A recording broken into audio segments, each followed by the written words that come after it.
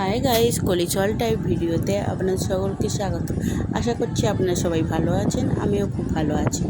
ইলিশের মরশুম চলে এসছে, তাই নিয়ে চলে এলাম আমি কিভাবে ইলিশ ভাপা বানাই সেই রেসিপিটা।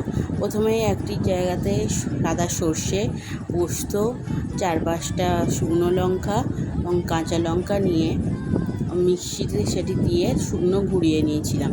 তারপরে জল ও আধখানা টমেটো দিয়ে ভালো করে মিহি পেস্ট করে নিয়েছি। একটা টিফিন কৌটো নিয়ে সেটিকে পেস্টটা দিয়ে অল্প হলুদ আর নুন দিয়ে তারপরে কাঁচা সর্ষের তেল এবং অল্প কুচি কুচি করে রাখা পেঁয়াজ দিয়ে ভালো করে মিশ্রণ করে নিয়েছিলাম।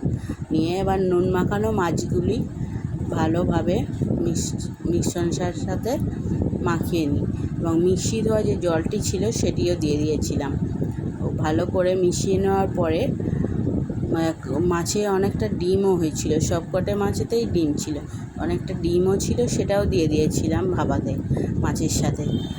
ভালো করে সব কিছু মাখিয়ে নিয়ে টিফিন কৌটোর মোকা মুড়ে একটা কড়াতে পরিমাণ মতো জল নিয়ে তাতে একটা স্ট্যান্ড বসিয়ে টিফিন কৌটোটা বসিয়ে দিয়েছিলাম ভাপাতে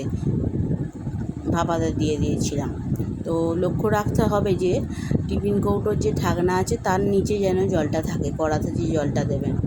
তো তারপরেতে 10-20 মিনিট পরে আমার ইলিশ ভাপা রেডি।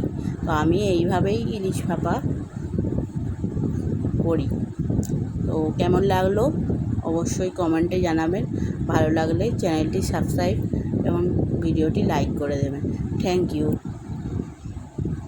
আর ওপর দিয়ে অল্প 2-3টে কাঁচা লঙ্কা আর তেলও ছড়িয়ে দিয়েছিলাম ভাপাতে বসানোর আগে।